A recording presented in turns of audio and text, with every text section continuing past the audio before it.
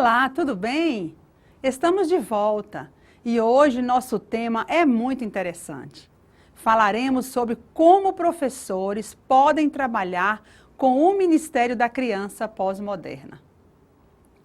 A pós-modernidade é o período histórico no qual vivemos. As características da pós-modernidade são muito diferentes das épocas anteriores, porque ela é marcada pela fragmentação da subjetividade. Isto é, o indivíduo pós-moderno pode ser o que quiser ser e pode ser muitas coisas ao mesmo tempo. Outra característica da pós-modernidade é o abandono das grandes narrativas, que nada mais é que o descaso para com a Bíblia, as tradições e as leis. Além disso, na presente época, presenciamos a destruição do significado, ou seja, o sentido não mais independe do contexto. A educação pós-moderna da criança é a principal razão pela qual hoje precisamos falar de como trabalhar com a criança pós-moderna. Ou seja, a criança pós-moderna é, em muitos sentidos, simplesmente o resultado do estilo de uma educação pós-moderna. O professor Long Fiachra, da Universidade Cork, na Irlanda, alerta para o fato de que a criança da atualidade esteja sendo exposta antes da hora ao mundo público. Mas essa triste realidade não para por aqui. Citemos o que a escritora Maggie Hamilton diz em seu livro. O que está acontecendo com nossas garotas? Bebês do sexo feminino são alvos dos publicitários, que agora estão ativamente focalizando esta faixa etária. Eles sabem que aos 6 meses de idade, um bebê já pode reconhecer logotipos de marcas e que as marcas que estão gravadas nas roupas e no ambiente vão se transformar em vendas quando essas crianças tiverem 2 anos de idade ou mais. Os publicitários fizeram um excelente trabalho. Meninas de 5 anos já têm suas marcas preferidas e identificam-se com elas. Cada vez mais suas amizades são baseadas em quem tem o quê. Quanto mais cedo nossas menininhas se viciarem em compras, mais dinheiro poderá ser gerado a partir delas. No passado, as crianças aprendiam o caminho a seguir com os adultos, mas não há mais uma clara ligação entre uma geração e a próxima, porque a cultura popular e as novas tecnologias deixaram os adultos para trás. Acredita-se que os adultos não se importam com elas. Nesse mesmo livro, a escritora Susan Thomas diz: desde o momento em que um bebê pode ver com clareza, ele se transforma em um consumidor. Outro escritor, Douglas Rushkoff, afirma que hoje o alvo demográfico mais visado é o bebê, o futuro consumidor. Os neurônios fresquinhos dos jovens cérebros são valiosos para a propaganda, diz o especialista em cultura popular. Por isso, são vários os desafios para educar a criança pós-moderna. Aos pais, cabe o grande desafio de serem firmes na formação do caráter do seu filho. E aqui também incluímos a responsabilidade dos professores, de acordo com os conselhos da escritora Ellen White no livro Orientação da Criança, página 193. As lições que a criança aprende durante os primeiros 7 anos de vida têm mais que ver com a formação de seu caráter do que tudo o que ela aprenda em anos posteriores. Na página 26, a autora comenta: deve a obra de educação e preparo começar na infância da criança, pois então a mente é mais suscetível de receber impressões e as lições dadas são lembradas. O pai e a mãe devem ser os primeiros mestres dos filhos, diz a autora na página 21. E, por fim, na página 26, a autora afirma que a educação começa com o bebê nos braços da mãe. Enquanto a mãe está moldando e formando o caráter dos filhos, ela os está educando. O segundo principal desafio é educacional. Precisamos auxiliar a criança a navegar nas fronteiras, especialmente entre aquelas que separam o histórico do não histórico, o passado do futuro, a originalidade da comunidade, o privado do público e a memória da experiência, enquanto ela tenta encontrar seu lugar no mundo. O terceiro desafio é a tecnologia e a acessibilidade da informação, que deram à criança a oportunidade de participar integralmente de inúmeros e diferentes tipos de comunidades e desenvolver amizades virtuais ou não. O quarto desafio é: o professor precisa ter habilidade de desenvolver um trabalho mais dinâmico e autêntico. Por essa razão, é necessário que agora se criem comunidades intergeracionais, grupos dos quais as crianças possam fazer parte, sem riscos e com liberdade para atuar. Segundo a professora Edith Weiss, da Universidade de Geórgetown, comunidade intergeracional é a relação que existe entre as gerações e as comunidades que vivem no planeta.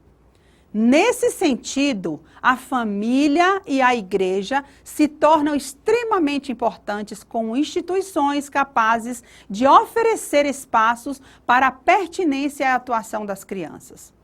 A pertinência consiste na sensação de que pertencem a uma família. E a atuação é a ação que faz com que as crianças sintam que também podem contribuir de forma participativa.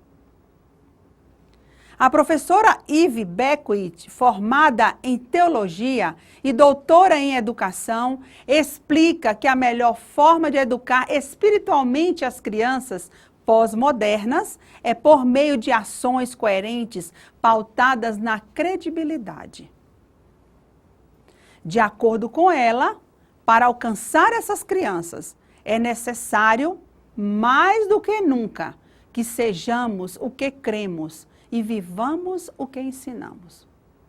Mesmo no caso de crianças que ainda não sofreram um intenso processo de secularização, é possível dizer que elas já foram suficientemente sensibilizadas pela forma pós-moderna de pensar e, por isso, merecem atenção especial nesse sentido. A mente pós-moderna é aquela que se dedica a um vertiginoso questionamento de regras. Considerando esta afirmação, toda a tradição então se torna suspeita. Assim, a ação educacional deve partir de preferência do respeito aos múltiplos pontos de vista. Por isso, a pedagogia mais eficiente para alcançar a criança pós-moderna é aquela que não trabalha com imposição de preceitos e normas com base em uma forma pré-estabelecida. A pedagogia mais eficiente é aquela que consegue negociar acordos e dá abertura para a discordância. A parte positiva dessa nova realidade é que a pós-modernidade está valorizando cada vez mais conceitos como reflexão, esperança e compromisso. Além disso, com a globalização das economias e das culturas, a vida contemporânea tem se caracterizado mais por uma dimensão híbrida do que pelas similaridades.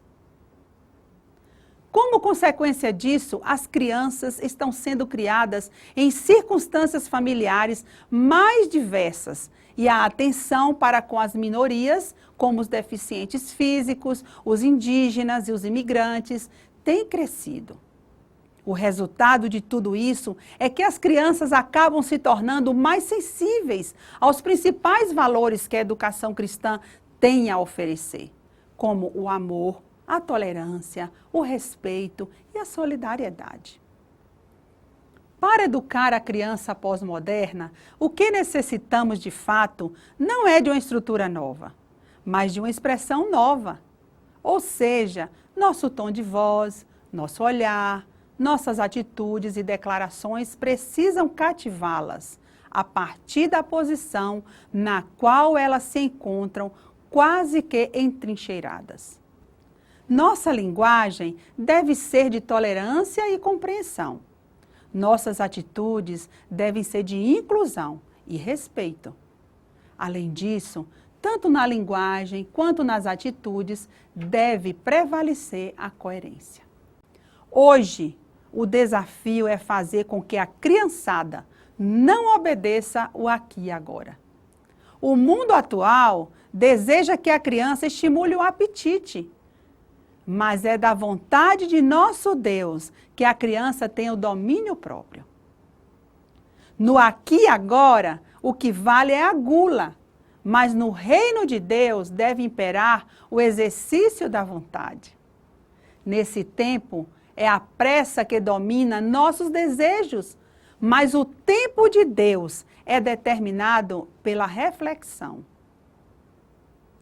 Neste mundo, os hormônios são grandes vilões das nossas crianças, mas no reino de Deus, ser saudável é uma constante busca das nossas famílias. No universo do aqui e agora, a vontade deve ser saciada, mas no reino de Deus, a obediência é constante na vida. Neste mundo, a urgência comanda as decisões e ações da criança. Mas quando a mente está conectada a Deus, a calma e a oração dominam o espírito e a mente da criança. Na realidade do imediato, é a satisfação dos prazeres que arde no coração. Mas o coração daquele que pertence ao reino de Deus encontra satisfação no que é puro. Neste mundo do aqui e agora, a imaturidade domina. Mas quando o coração está voltado para o Deus Todo-Poderoso, a maturidade é realidade de vida. Ellen White nunca usou o termo pós-moderno. Entretanto, ela reconheceu os riscos e oportunidades que os professores cristãos encontrariam nos últimos dias. No livro Conselhos a Professores, Pais e Estudantes, na página 292, ela salienta que pouco tempo nos resta para corrigir os males existentes na educação da juventude. Segundo a escritora, existem nesses últimos dias males semelhantes àqueles que ameaçavam a prosperidade da igreja primitiva.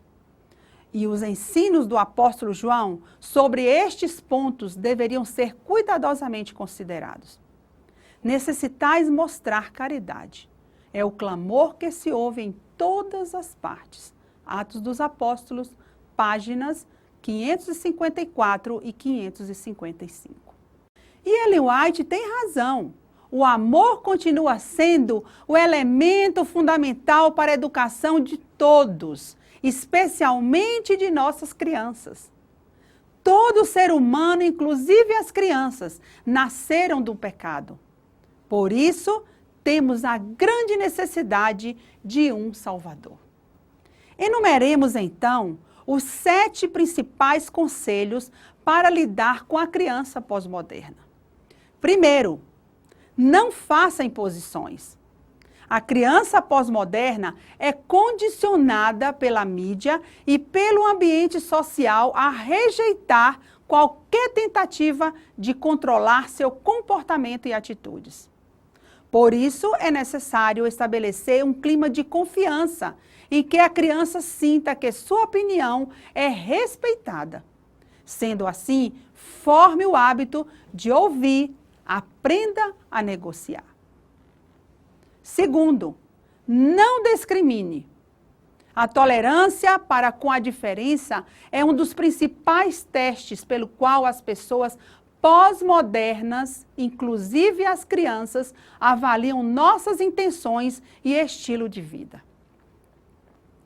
Por isso, Não faça comentários negativos acerca de ninguém. Não use estereótipos, isto é, não coloque rótulos nas pessoas simplesmente porque pertencem a uma determinada etnia, profissão, grupo religioso ou partido político. Terceiro, não fundamente suas ações na tradição. A criança pós-moderna não abraçará um valor simplesmente porque tal valor foi importante em épocas passadas ou porque está escrito em algum código de conduta. Em vez disso, conte histórias para que ela vincule o valor que você deseja ensinar a ela ao comportamento prático. As crianças pós-modernas são especialmente abertas às narrativas. O que elas rejeitam são as metas narrativas. Isto é, os temas abrangentes, complexos, que procuram explicar todos os aspectos da vida. Quarto, seja inclusivo. Uma das maiores necessidades da criança pós-moderna é sentir que ela pertence a um grupo. Abra a oportunidade para que cada uma faça alguma coisa. Tente envolver a todos. Quinto, abra a oportunidade para a ação. Na pós-modernidade, as crianças se tornaram impacientes com o discurso. Elas preferem agir ao invés de ouvir. Por isso, desenvolva projetos em que elas possam ter a oportunidade de participar ativamente. Inclua nesses projetos, se possível, atividade física sistemática, conforme Ellen White recomenda. Sexto, estude o assunto. Desenvolva interesse pelas questões pertinentes à pós-modernidade. Procure compreender como sua visão de mundo se expressa de modo diferente do cristianismo tradicional. Sétimo, viva o que você ensina. Seja coerente em todas as suas posturas. A criança pós-moderna tem uma espécie de faro aguçado para identificar contradições. Por isso, é importante ser coerente em todas as situações. Aprenda a ouvir o próprio coração. Deixe que o amor de Cristo transborde através de suas ações e não meramente através de suas palavras.